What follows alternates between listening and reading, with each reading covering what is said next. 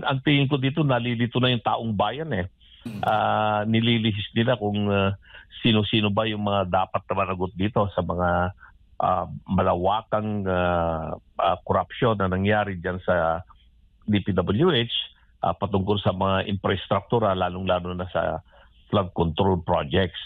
So, bilang isang abogado, ang tingin ko rito ay kailangan pa ng mas malaliman at yung talagang totoong investigasyon na nalalaman ng taong bayan. Ang problema ngayon kasi,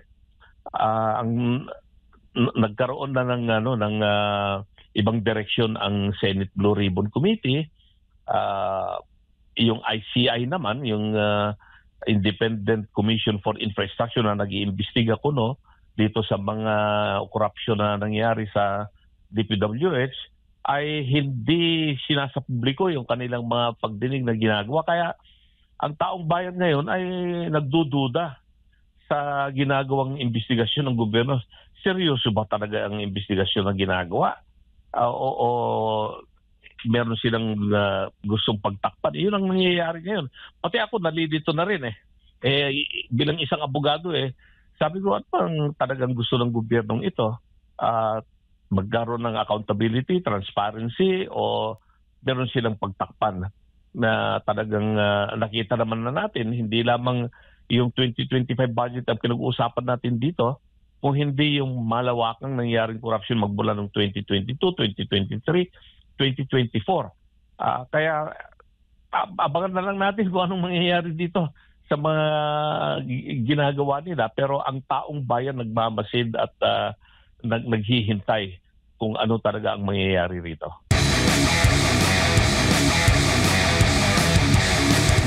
Marami po ang nag-react patungkol nga po doon sa umano'y ulat na gagawing state witness itong si dating House Speaker Martin Romualdez. Bagamat itinatanggi naman po ito ng ombudsman ang ulat na yan, whether or not kung totoo man o hindi itong balitang ito, ano po masasabi po ninyo, attorney?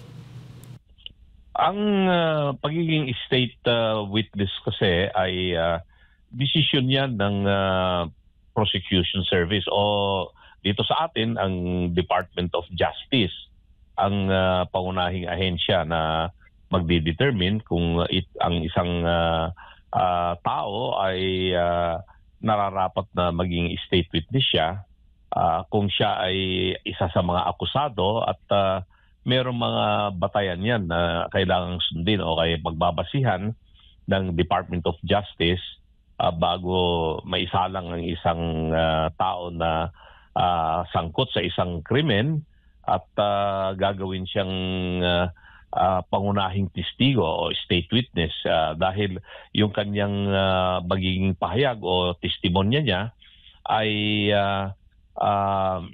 magiging basihan para yung isang tao, mga ibang tao na sangkot din sa krimen ay sila ang mananagot sa nangyaring krimen.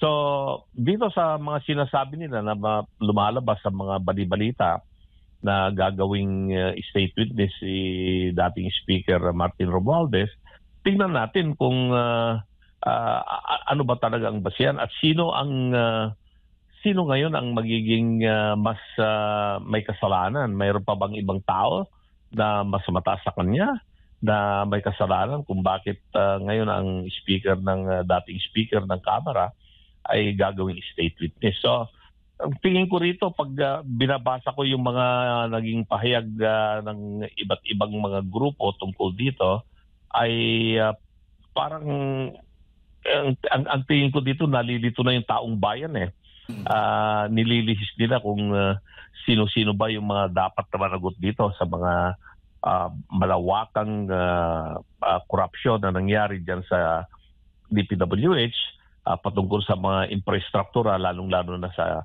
flood control projects. So, bilang isang abogado, ang tingin ko rito ay kailangan pa ng mas malaliman at yung talagang totoong investigasyon na nalalaman ng taong bayan. Ang problema ngayon kasi, nagkaroon na ng ibang direksyon ang Senate Blue Ribbon Committee.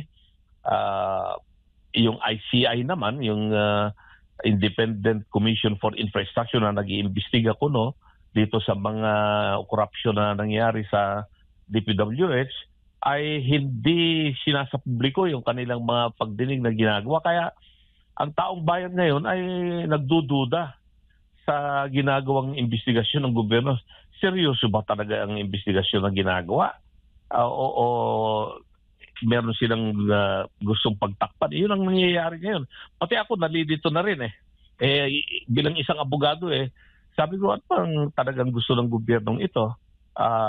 Magkaroon ng accountability, transparency, o meron silang pagtakpan na talagang nakita naman na natin, hindi lamang yung 2025 budget ang pinag-uusapan natin dito, kung hindi yung malawakang nangyaring corruption magmula ng 2022, 2023, 2024. Kaya abangan na lang natin kung anong mangyayari dito sa mga ginagawa nila. Pero ang taong bayan nagmamasid at naghihintay kung ano talaga ang mangyayari rito.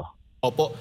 Para na rin po sa kaalaman ng ating mga kababayan, kabilang ho ba doon sa magiging batayan dito nga kung gustong gawing state witness ang isang opisyal ng gobyerno sa kasong ito, si dating House Speaker Martin Romualdez, kailangan ho ba na siya ay may admission mula sa parte niya na kasama siya doon sa paggagawa ng krimen, kumbaga, attorney?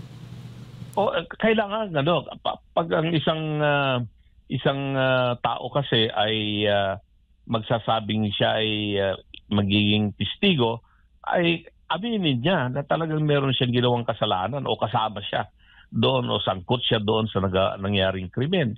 Kasi paano siya magiging state witness kung hindi niya aminin na siya ay kasama doon sa ginawang nangyaring krimen?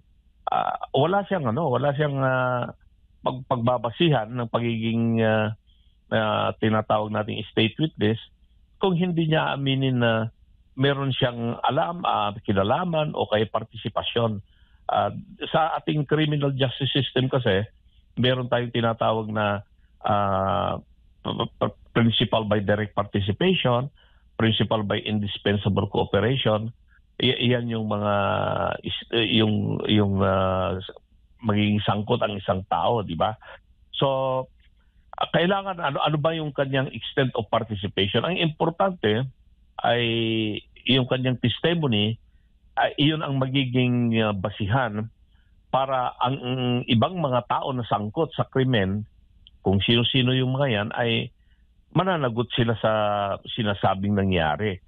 So, ang yung admission niya or confession kung baga ay siya ay may kinalaman o sangkot siya doon sa nangyaring krimen, ay ipapahayag niya. Importante yun. Kasi kung hindi naman niya aminin na sabihin niyan, wala akong partisipasyon dyan, hindi ko alam kung anong nangyari yan, hindi siya pwedeng maging state witness. Yun ang kinakailangan. At saka yung testimony niya, ay yun ang pangunahing basihan para nga yung mga ibang masangkot na mas matataas ang kanilang naging partisipasyon sa nangyaring krimen ay mapapatunayan dahil sa kanyang ipapahayag. At dapat din ba, attorney, kabilang po doon sa magiging batayan, hindi siya ang most guilty? Yes, correct yun. Iyon ang nasa batas natin, no?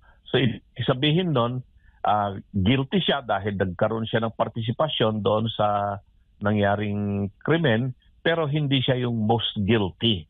Kasi nga sabi ko nga, meron yung sa ating criminal justice system, meron tayong tinatawag na principle by direct participation, principle by indispensable cooperation, at o kaya accessory siya.